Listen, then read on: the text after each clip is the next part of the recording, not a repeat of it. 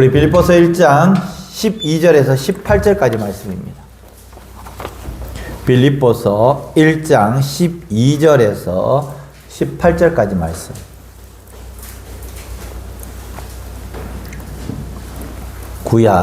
신약 319페이지에 있습니다. 우리 12절부터 18절까지 한 절씩 교독하시고 마지막 18절을 함께 읽겠습니다. 형제들아, 내가 당한 일이 도리어 복음 전파에 진전이 될 줄을 너희가 알기를 원하노라. 이러므로 나의 매임이 그리스도 안에서 모든 시리아와 그 각각의 모든 사람에게 나타났으니 형제 중 다수가 나의 매임으로 말미암아 주 안에서 신뢰함으로 겁없이 하나님의 말씀을 더욱 담대히 전하게 되었느니라. 어떤 이들은 불교와 언제로 어떤 이들은 착한 뜻으로 그리스도를 정탐하니 이들은 내가 복음을 변증하기 위하여 세우심을 받은 줄 알고 사랑으로 하나 그들은 나의 매임에 괴로움을 더하게 할 줄로 생각하여 순수하지 못하게 다툼으로 그리스도를 정탐하느니라. 그러면 무엇이냐? 거칠애로라 하나 참으로 하나 무슨 방도로 하든지 전파되는 것은 그리스도니 이로써 나는 기뻐하고 또한 기뻐하리라. 아멘. 자, 지난주 빌립보서 1장 1절에서 10절까지 11절까지 내용 이야기하려면 모르시겠죠? 기쁨입니다. 기쁨. 그럼에도 불구하고 나는 기뻐한다. 그렇게 말씀합니다. 자, 오늘 계속해서 살펴볼 말씀은 12절부터 살펴볼 건데요. 루이 암스트롱이라는 사람이 있습니다. 이분이 루이 암스트롱이에요. 굉장히 유명한 트럼펫 연주자인데요. 내가 모른다고 해서 유명하지 않다라고 생각하면 안 된다고 했죠. 그죠? 내가 모른다고 해서 이분은 굉장히 유명한 사람이에요. 루이 암스트롱. 닐 암스트롱도 있습니다. 닐 암스트롱은 누구예요? 달 착륙한 사람이에요. 닐 암스트롱. 그러니까 루이 암스트롱. 트럼펫 연주자입니다. 굉장히 유명한 트럼펫 연주자인데 이분이 이렇게 이야기를 했습니다. 당신 속에 음악이 있다면 음악에 대한 정의가 필요 없습니다. 그러나 당신 속에 음악이 없다면 음악에 대한 아무리 훌륭한 정의를 내린다 할지라도 당신에게는 아무 소용이 없을 것입니다. 쉽게 말해서 내 속에 음악이 있다. 그러면은 다른 증거가 필요 없다는 거예요. 그런데 내 마음속에 음악이 없다면 아무리 뭔가를 변증을 해도 논리적으로 이야기를 해도 아무 소용이 없다는 거예요. 내 속에 예수 그리스도가 있다면 더 이상 변증이 필요 없다는 겁니다. 근데 내 속에 예수 그리스도가 없는데 아무리 변증을 해도 예수 그리스도를 설명할 길이 없다라는 거예요. 그것은 믿어야 될 존재이기 때문입니다. 현대인들에게서 가장 없는 것이 두 가지가 있는데 하나는 기쁨이고 하나는 감사입니다. 기쁨과 감사가 없는데 기쁨에 대해서도 이야기를 해도 기쁨에 대해서 정의를 내려도 기쁨을 알지 못하고 또 감사에 대해서 계속해서 정의를 해도 감사를 알지 못하기 때문에 이해를 못한다는 거예요. 아까 전에 제가 설교 시간에 이야기했습니다. 왜 기쁨이 없고 감사가 없느냐?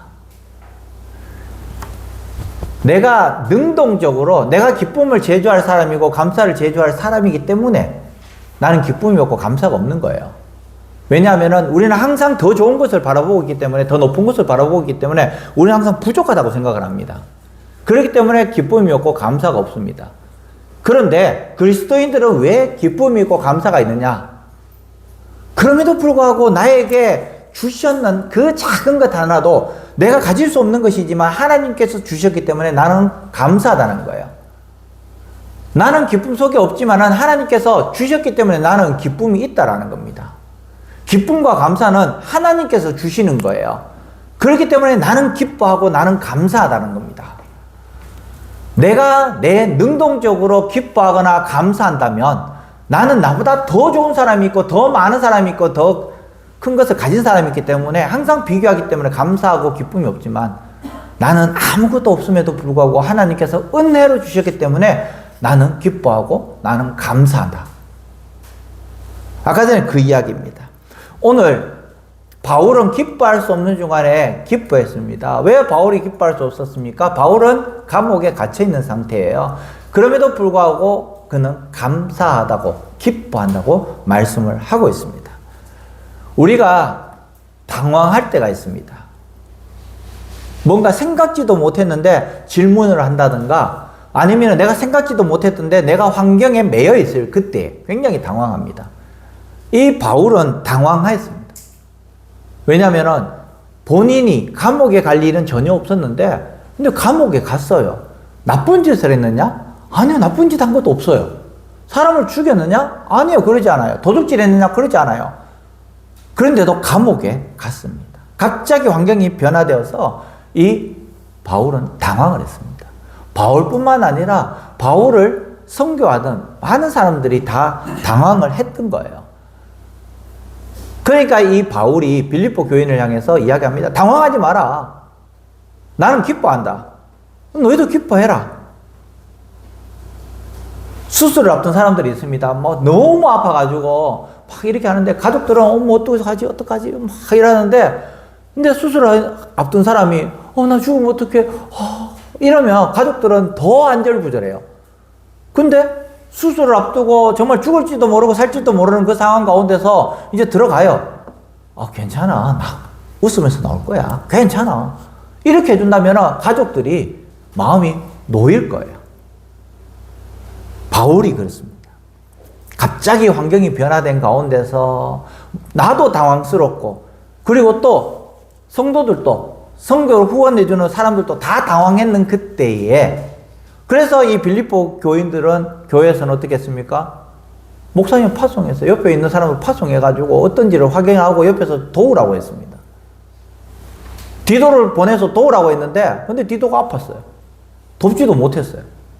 자, 그러면서 다시 돌아오는 그때에 편지를 쓴 거예요. 나 괜찮아. 나 괜찮아. 나 안 아파. 내 환경이 어떻든지가 나는 지금 기뻐. 그 이야기를 합니다. 자, 그리스도인들은 모든 환경과 시대를 영유에서 살아가는 능력이 있습니다.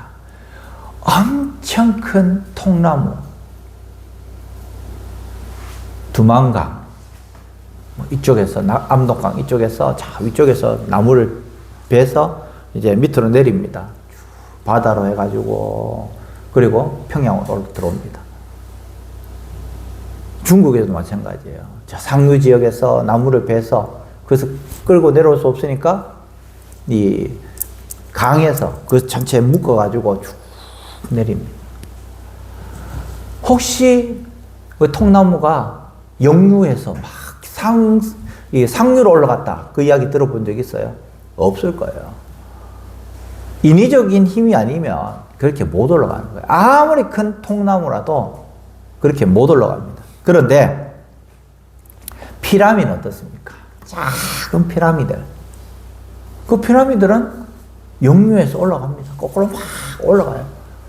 좀 더 큰 물고기는 더 빨리, 더 높이 올라갈 수 있다는 것입니다. 자, 믿음이 없는 사람들은 이 시류에 의해서 흘러내려서 갈 수밖에 없습니다. 그런데 그리스도인들은 어떠합니까? 시류를 거슬러서 올라갑니다.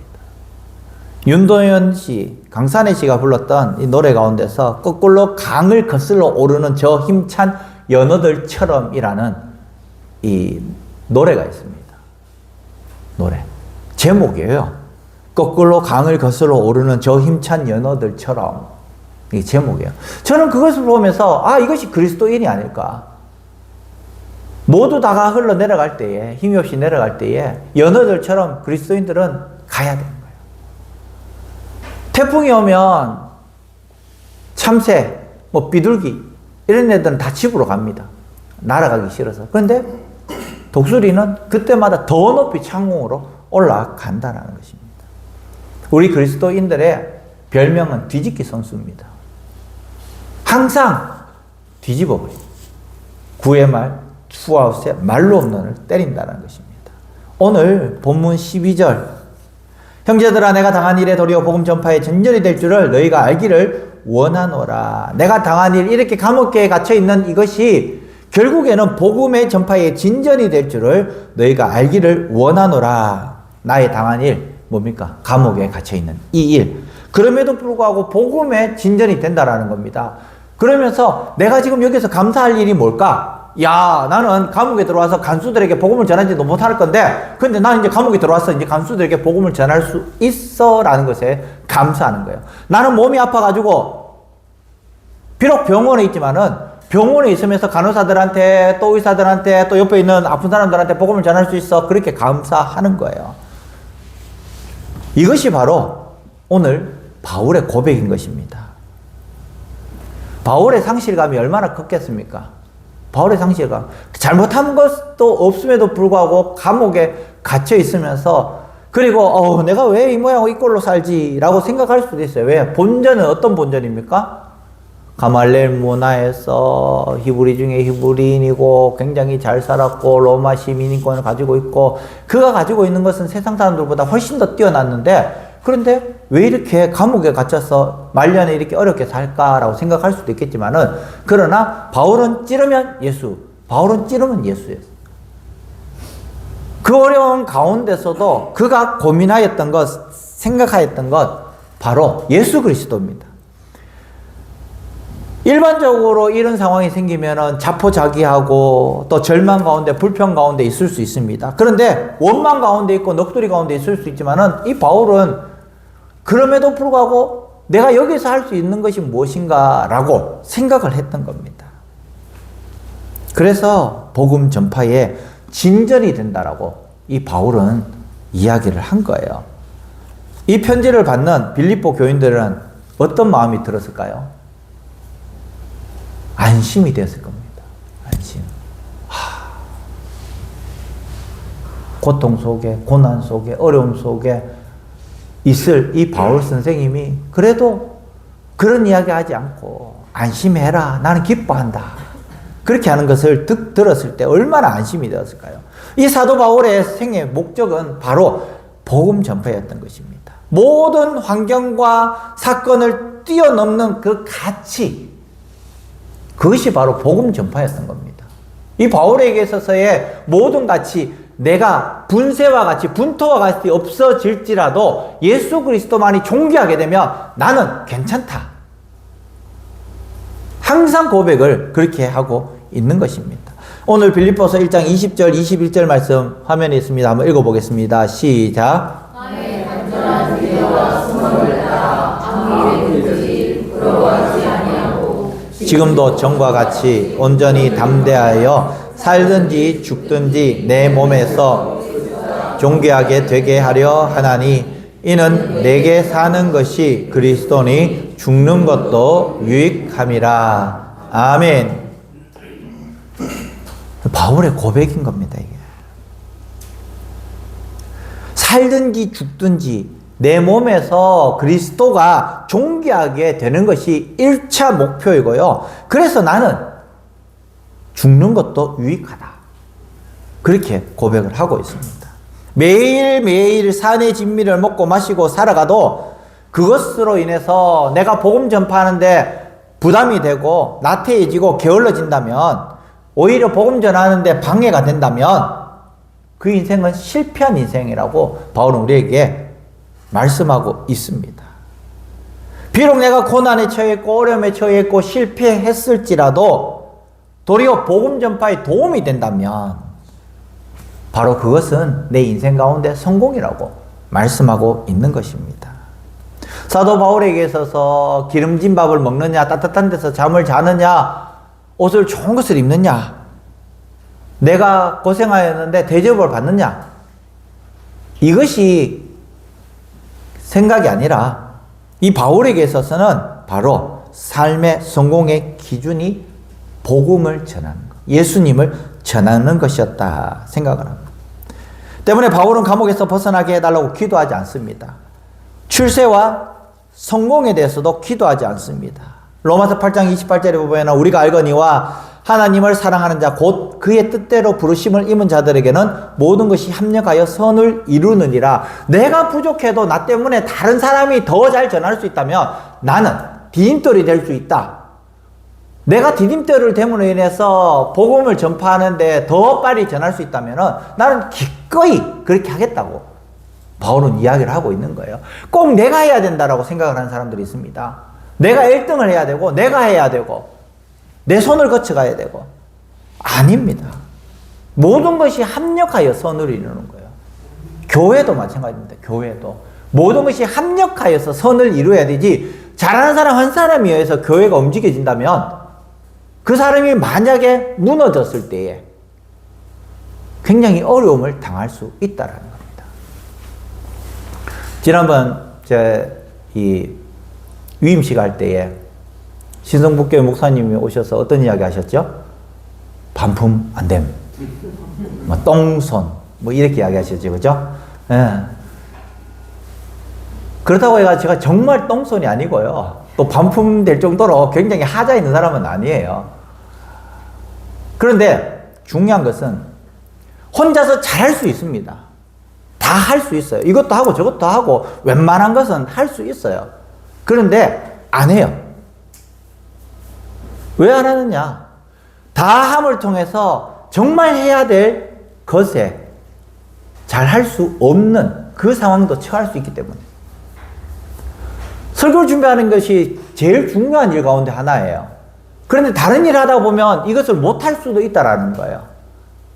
그래서 없으면 안 하면 된다라는 게 주입니다. 없으면 안 하면 된다.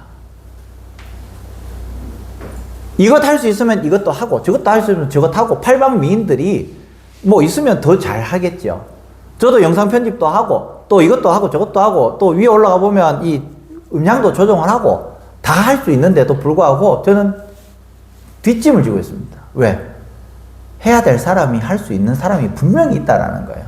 없으면 훈련을 시키고 양육을 시키고 교육을 시켜서라도 세워야 된다라는 겁니다. 그 주의예요. 교회는 혼자서 하는 것도 필요하지만은 모두 다가 함께 가야 된다라는 주의입니다. 그래야지 교회가 아름답게 성장을 하는 거예요. 그게 교회라는 겁니다. 교회. 이거 저도 갈 수 있어요. 웬만한 거 다 할 수 있어요. 여기 있는 거. 연장도 있고. 그런데 장로님 좀 달아달라고.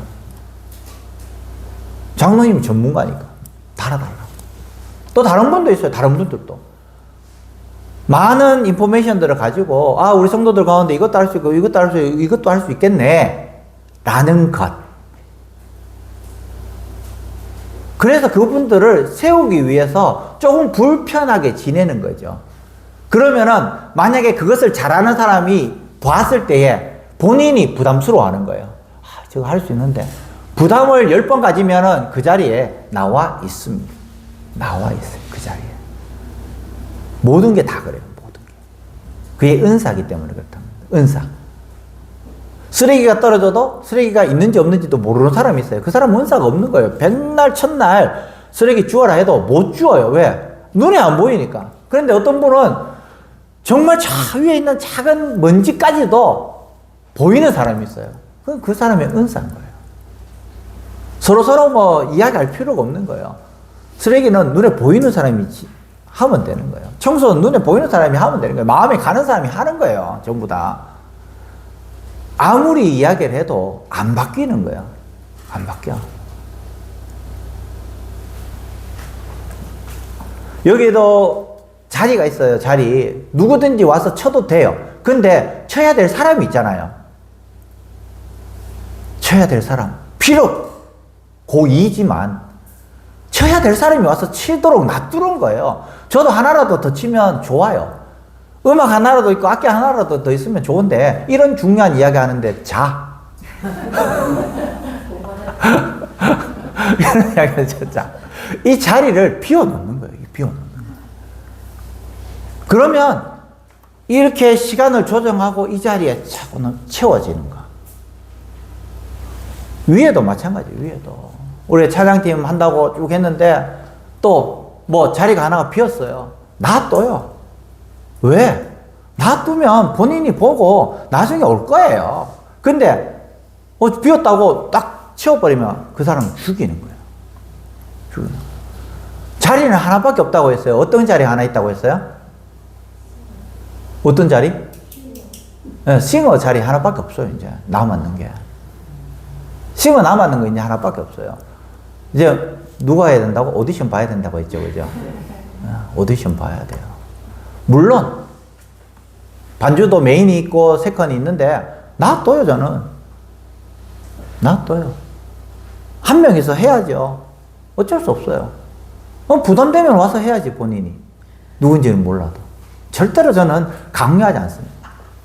절대로 강요하지 않아요. 없으면 없는 대로 쓰면 돼요. 있으면 있는 대로 하면 되고, 감사한 거고. 싱어도 마찬가지, 싱어도. 오늘 출근을 했지만은, 다음에 또 온다는 보장은 없지만, 그 자리는 네 자리니까, 나중에 네가 와서 언제든지 와서 해라. 자, 아들이 가출했어요. 장가 갔는 아들 가출했다고 하면 안 되고, 아들이 가출을 했어요. 그죠? 가출을 했는데, 그러면서 짐을 다 빼는 부모가 있어요, 없어요? 예? 없어요. 없어요. 아이가 정말 안 좋게 세상을 떠났어요. 당장 다 버리는 부모 있어요? 없어요. 피치 못하게 정말 집을 정리해야 되지 않는 다음에야 그냥 그 자리 그대로 오랫동안 보존해 놓는 거예요. 그 마음이에요. 자, 이 사도 바울은 항상 모든 것이 합력하여 선으로 나는 내대로의 일, 너는 너대로의 일, 너는 너대로의 일, 그것이 모여서 그리스도의 일이 된다라는 것입니다. 그러면서 오늘 이 메인, 이 시위대 안에 있는 너희들에게도 복음을 전할 수 있는 것이 나는 너무 감사하다는 거예요. 자, 병원에 갔습니다. 이 바울이 병원에 갔으면 어떤 또 고백을 했을까요? 내가 아파서 감사하다는 거예요. 아팠어. 병원에 가서 의사들에게 복음을 전할 수 있었어. 자, 이 중에서 군대에서 복음 전할 수 있는 사람 있습니까? 군대 들어갈 수 있는 사람 있어요? 군대. 저는 민방위도 끝났어요. 이제 군대 못 들어가요. 근데 이 중에서 군대 들어갈 수 있는 사람이 3사람 있어요. 3사람. 누구예요? 성윤이, 예지, 하늘. 아, 저게 또 군대 갈 수 있구나. 우리 회장도. 아직까지 나이가. 예. 자, 우리는 가고 싶어도 못 가는 군대임에도 불구하고, 제가 왜 이야기를 하냐면은, 군대 가면 전부 다, 뭐 죽는다고 생각을 하지만은, 거기 가서 복음을 전할 수 있다라고 생각하면, 얼마나 신나게 갈 수 있을까요? 아픈 것, 걱정한다고 해가지고 아픈 게 안 아파지는 게 아니에요. 마음을 다르게 쓰자는 거예요. 내가 아픔을 통해서 복음을 전할 수 있다. 이것이 중요한 거예요. 이것이. 이 바울은 시위대 안과 그 밖에 모든 사람들에게 복음을 전할 수 있어서 좋다. 그렇게 말씀합니다. 14절에도 형제 중에 내 다수가 나의 매임으로 말미암아 주 안에서 신뢰함으로 겁없이 하나님의 말씀을 더욱 담대히 전하게 되었다. 중동 지방에 가면 양이 있는데 양을 모는 것 가운데서 이 멍멍이가 몰 수도 있습니다. 쫙 가면서 몰아요. 그런데 그 중에서 인도 양이라고 있습니다. 인도하는 양, 리더십. 얘는 좀 담대해요. 그래서 막 몰면 이 양은 무서워서 벌벌벌벌 떠는데 한 마리가 가면 죽을 또 살도 모르고 따라가요. 그래서 이 인도 양 한 마리가 가도록 유도를 하는 거예요. 그러면 모든 양들이 다 따라가는 겁니다. 이 바울이 바로 그런 인도하는 양이었고요. 그리고 또 이후에 보면은 2가지 종류의 사람이 나옵니다. 한 종류의 사람이 어떤 사람이냐? 정말 사명을 가지고 복음을 전하는 사람이 있고, 또 한 종류의 사람은 어떤 사람이냐? 바울을 이겨 먹으려고 악한 마음으로, 네가 이제 들어갔지? 너 이제 못 나올 거야. 그러면 내가 이제 1인자 돼야지. 그러면서 복음을 전하는 사람이 있다라는 겁니다. 순수하게 복음을 전하는 사람이 있고, 또 순수하지 않지만은 나쁜 마음으로도 복음을 전하는 사람이 있다라는 겁니다.